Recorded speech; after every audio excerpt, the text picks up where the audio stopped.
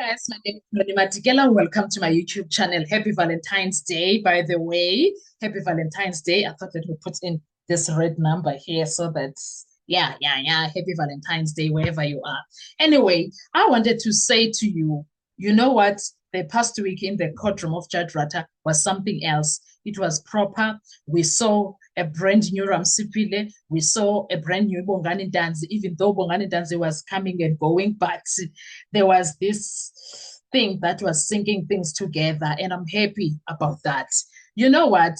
In the witness stand, we did not this past week, we did not just the witness in the witness box did not just give us answers to questions that we heard. The things that Bongani Danzi did there, they exposed silence, coincidence, and an unexplained presence that refuses to make sense because it will never make sense. Understand, said Ubongani Danzi, and what he told the court was not just a story, it was a chain of improbabilities. It was a chain of improbabilities. Undanzi began with a simple statement. He says he doesn't know who sent Mjiyako. He didn't know him back in 2020, and he did not know him yesterday. He doesn't even know Mjiyako even now. And he goes on further to say, to tell the court that he had never met Mjiyako before the 24th of June 2020. Sorry, he have never met him before the 24th, right? No phone call, no introduction, no prior meeting, nothing. And yet, on the very day of the 24th of June 2020, Mjiyako appears not as Ndanzi's, not at Ndanzi's family home or where he lived. No, not through a family member, according to how Ndanzi understands it. Not through formal legal channels, no, but at Boksburg Magistrate Court. So imagine this, you are Bongani Danzi and you don't even know this person, and you guys are meeting here and you're like, okay, what on earth? So Danzi says the first time he ever laid his eyes on this man was as he was arriving at court in Boksburg, while Mjiyako was already there, exiting the office of Magistrate Cronje. Do you understand what I'm saying? Mjiyako was already there with Madam Cronje. Do I make sense to you? Because already the question starts piling up when you hear that. If Ndanzi had never met him, if no one officially introduced them together, if no proof existed of who sent him there, then why was Mjiyako already inside the courthouse? Why was he already moving freely, not as a visitor, not as a stranger, but as someone who appeared to belong, and as someone who already knew where to find Madam Cronje? Does that make sense?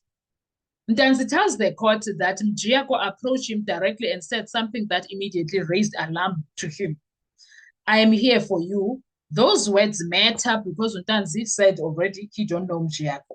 Because Ndanzi didn't say he asked for help. He didn't say he requested representation. He didn't say he expected anyone to come. So he does what any rational person would do. He asked the obvious question, who sent you? And the second question, even more critical, how do you even know about my arrest? That was Bongani Danzi to Advocate Mjiyako. Was he wrong? No, because arrests are not public invitations. They are not broadcast announcements. They are not open calls for random lawyers to arrive unannounced. So Mjiyako's answer, he says Ndanzi's sister sent him. That single sentence should have ended the entire confusion. All it required was proof, a message, a call log, an instruction, anything, Jay. Danzi says he asked for it, and the court heard it clearly. No proof was provided by Mjiyako to show that someone from Danzi's family sent him there. Mjiyako could not provide nothing. No WhatsApp, no SMS, no phone call, no affidavit, no confirmation, just a claim from Mjiyako. So Ndanzi obviously, right now, kule situation wayekuyo, he had to ask himself questions. What's going on here? What am I in? Do you understand? He had to. A lawyer who was supposedly there to represent Danzi in front of Magistrate Cronje. Now listen carefully to this. This is where the narrative collapses under its own weight. A lawyer, real or legitimate, does one thing above all else. He speaks. When you are in court, he's the one that is speaking on your behalf. You give instructions, he speaks for you. He introduces himself to you if he was sent by someone. He places his name on record. He addresses the bench. He protects his clients. But according to Ntanzi, none of that happened. Mjiako did not speak. Mjiako did not address the magistrate. He did not argue. He did not object. He did not consult. He did not present. He sat down. And he said absolutely nothing. Not a word the entire time. Let that sink in. Not a word. We are being asked to believe that a man arrives at a court uninvited, claims to be sent by a family member without proof. He unexplained knowledge of an arrest. Do you understand? He has an unexplained knowledge of an arrest, claims to be a lawyer, and then remains silent in a courtroom where his so-called client is before a magistrate. Does that even make sense, guys? Does that even begin in any shape or form to make sense? That is a presence. And in court, presence without purpose is not neutral. It is very suspicious.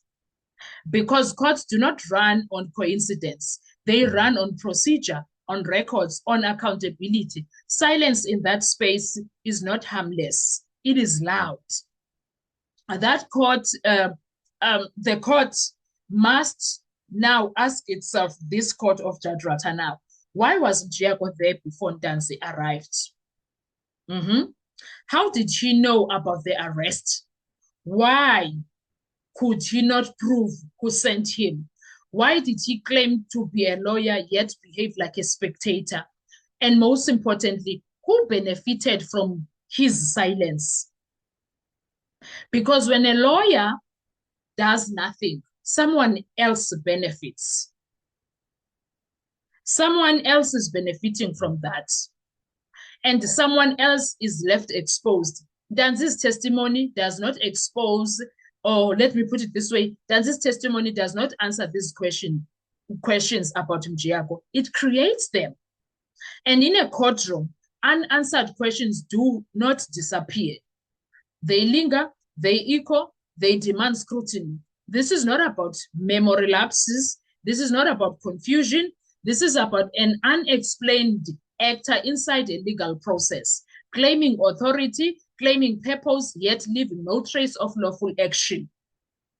And the court must decide, was Mjiako truly there to represent justice? Or was he there to observe, influence, or merely be present? Without accountability, without instruction, and without explanation. Because in that courtroom, silence is not innocence. And coincidence is not accountability. So what we need to understand, why was Mjiako there? Who sent him there and why? Who benefited from his presence there, even though he never said anything?